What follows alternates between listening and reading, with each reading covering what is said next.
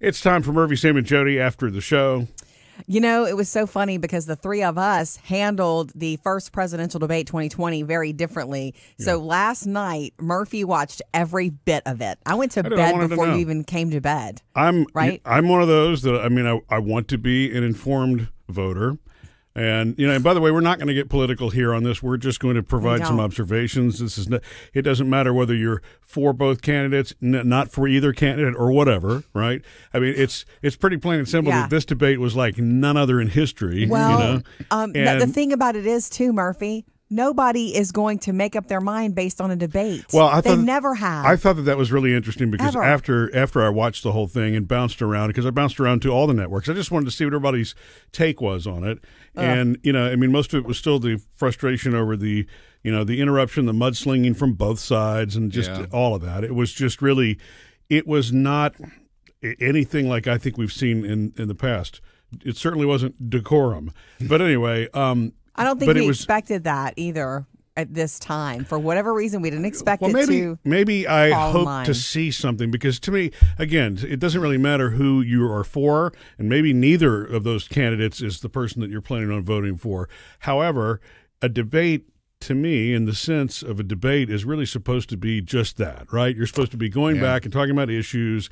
And not getting personal. But in politics, it always becomes that. Now, mudslinging has become the way that things are. And I guess if you go way back in time to JFK and Richard Nixon, which I think were the very first televised live debates, there I guess had been debates on radio before them, but those were the first televised live debates.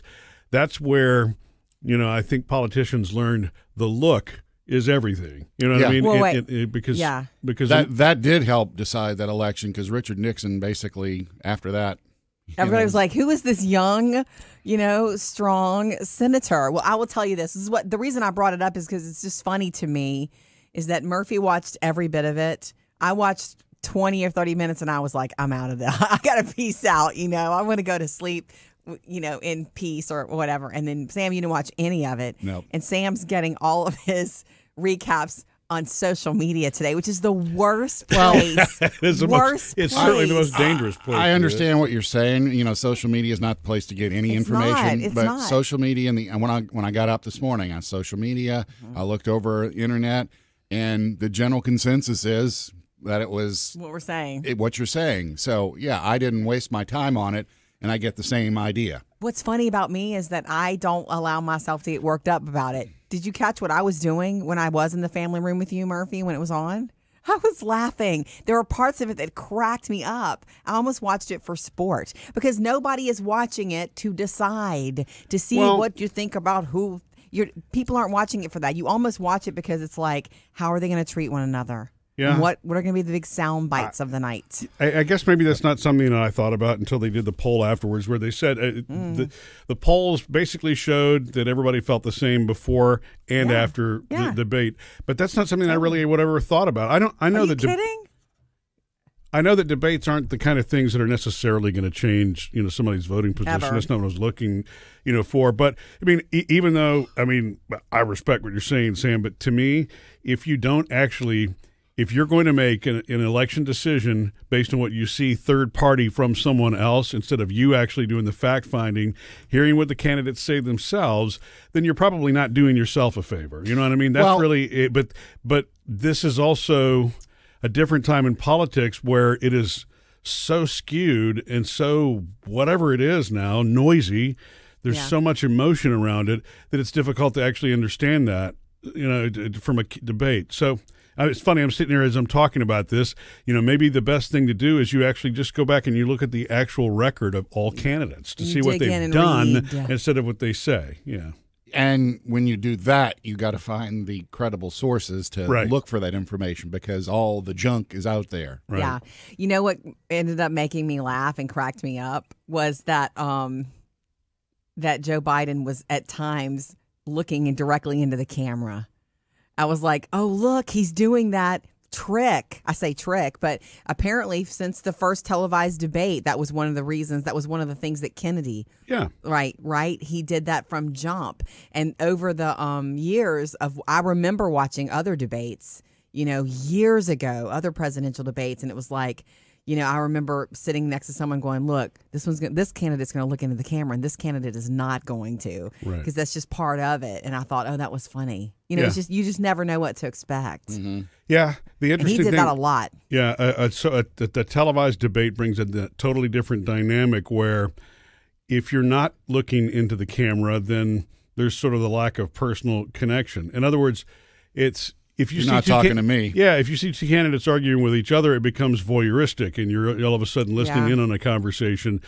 And so I understand that tactic also. I guess just for me, I was just surprised, and maybe I shouldn't be surprised, but it seems to me that for all the noise that gets slung around in rallies and those kinds of things, when you do come together as candidates to discuss issues and actually answer the moderator's questions, that's really, to me, what should be done. You expect more decorum. Yeah. I mean, as far as debates go, there are rules. Yeah. The questions are known ahead of time. You know how much time you're going to get. You know how much time you're going to get for rebuttal. Which everybody's even agreed to in advance, by the way. Right. Right. Yeah, and you just kind of knew going into this one that rules rules don't matter. And I mean, one of the memes I've seen is next debate they need to have Samuel L. Jackson, the moderator. He'll keep things under control. I know. I've seen that too. And that's Chris Wallace is taking a lot of heat today. But that was a very difficult job he had. Mm-hmm. So he's taking a lot of heat for not being able to rein them in. But oh my gosh! Well, you're talking about two people that were just so intense with each other that you couldn't. I felt for him. I really did. Yeah, look, Chris Wallace. Forget what networks they're attached to. His dad was Mike Wallace at CBS. Yeah. He's from a family of journalists, and I really do feel that he was trying to keep things on point, but it was just out of control. And so I don't know how you fix that for the next debate, or if you're able to, because it's only going to be as good as what the candidates agree to do. The next debate is actually next week, and it's the vice presidential debate. Yeah. So it'll be Mike I Pence do believe and with Kamala Harris. those two, it's going to be a little more decorum. That'll be in Salt Lake City, and then the next presidential debate will be 2 weeks after that. I want to say October 15th in Miami. Okay, so looking ahead and to there's the next 4 total. The next presidential debate, are you expecting anything different? I expect a different moderator. Well, yeah. But, I mean, are you thinking, okay, their teams are going to talk to him now and calm him down and they're going to behave like adults? That's a really good question. I don't. I also saw a survey that said that most people, most people only watch the first debate, right? I mean, so once that's it. Interest really wanes right after that. But I wonder this time if it was so noisy and such a mess that you'll go back and watch the second to see what happens. I guess I would be curious this time to see what, will it be more of the same? And if it is more of the same the next time, I don't know that I can last through it. No, it depends on how into it you are. We all have friends who are way into all of this, and other people who could care less.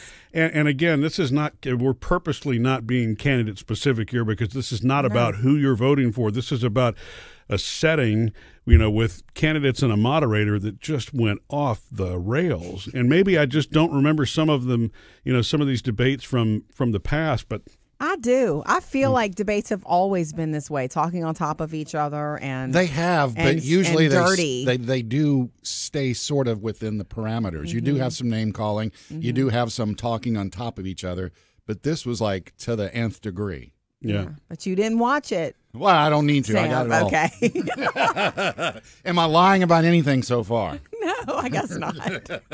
Missed any part of the show? Get it all at murphysamandjody.com.